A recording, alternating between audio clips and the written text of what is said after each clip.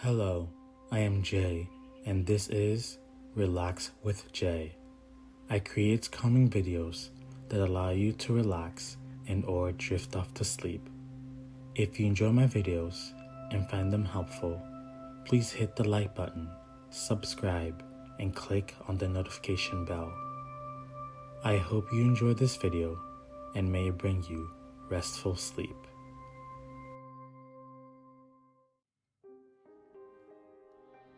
Tonight, I'll be reading the first and second chapters of the book called Lady Susan by Jane Austen.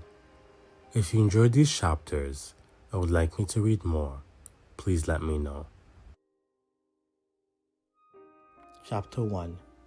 Lady Susan Vernon to Mr. Vernon, Langford, December. My dear brother, I can no longer refuse myself the pleasure of profiting by your kind invitation when we last parted of spending some weeks with you at Churchill, and therefore, if quite convenient to you and Miss Vernon to receive me as present, I shall hope within a few days to be introduced to a sister whom I have so long desired to be acquainted with.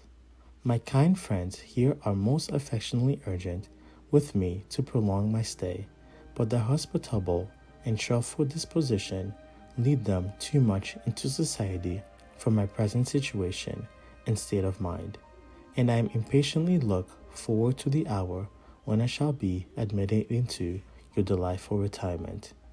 I long to be made known to your dear little children, in whose hearts I shall be very eager to secure an interest I shall soon have need for all my fortitude, as I am on the point of separation from my own daughter.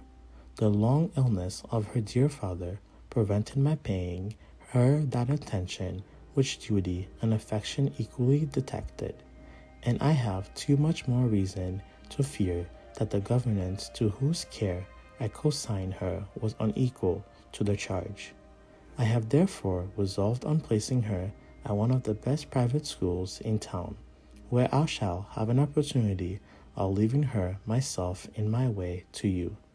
I am determined to see you, not now to be designed admittance to Churchill. It would be indeed give me the most painful sensation to know that if it were not in your power to receive me, your most obliged and affectionate sister, Susan Vernon. Chapter 2. Lady Susan Vernon to Miss Johnson, Langford. You were mistaken, my dear Alicia, in supposing me fixed in this place for the rest of the winter. It grieves me to say how greatly you were mistaken, for I have solemnly spent 3 months more agreeable than these which have just flown away. At present, nothing goes smoothly. The females of the family are united against me. You foretold how it could be when I first came to Langford, and Mainwaring is so uncommonly pleasing that I was not without apprehension for myself.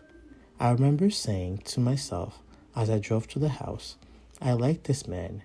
Pray heaven no harm come of it. But I was determined to be discreet, to bear in mind my being only 4 months a widow, and to be as quiet as possible. And I have been so, my dear creature. I have admitted no one's attention but Mainwaring's. I have avoided all general flirtation whatsoever. I have distinguished no creature besides of all the numbers resorting hither, except Sir James Martin, on whom I bestowed a little notice, in order to detach him from Miss Mainwaring. But if the world could know my motive, there they would honor me. I have been called an unkind mother, but it was a sacred impulse of maternal affection. It was the advantage of my daughter that led me on, and if the daughter were not the greatest simplification on earth, I might have been rewarded for my exertion as I ought. Sir James did not make proposals to me for Frederica, but Frederica was born to be the torment of my life, chose to set herself so violently against the match that I thought it better to lay aside the scheme for the present. I have more than once repented that I did not marry him myself, and were he but 1 degree less compatible weak, I certainly should, but I must own myself rather romantic in that respect, and that riches only would not satisfy me.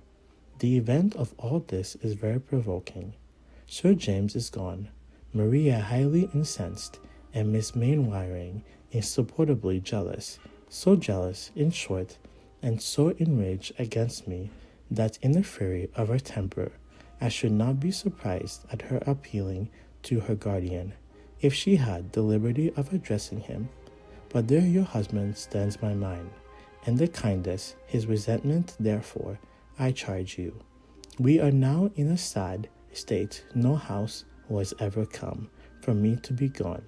I have therefore determined on leaving them, and shall spend, I hope, a comfortable day with you in town within this week. If I am a little in favor of Mr. Johnson as ever, you must come to me at 10 Wingmore Street. But I hope this might not be its case. As for Miss Johnson, with all his faults, is a man to whom that word great, respectable, is always given. And I am known to be as so intimate with his wife, his slighting me has an awkward look. I take London in my way to be that insupportable spot, a country village, for I am really going to Churchill. Forgive me, my dear friend, it is my last resort. Whether another place in England open to me, I'd prefer it. Charles Vernon is my aversion, and I am afraid of his wife. At Churchill, however, I must remain till I have something better in view. My young lady accompanies me to town, where I shall deposit her under the care of Miss Summers in Wingmore Street, till she becomes a little more reasonable. She will be made good connections there, as the girls are all of the best families. The price is immense, and much beyond what I can ever attempt to pay. Adieu. I will send you a line as soon as I arrive in town. Yours truly, Susan Vernon.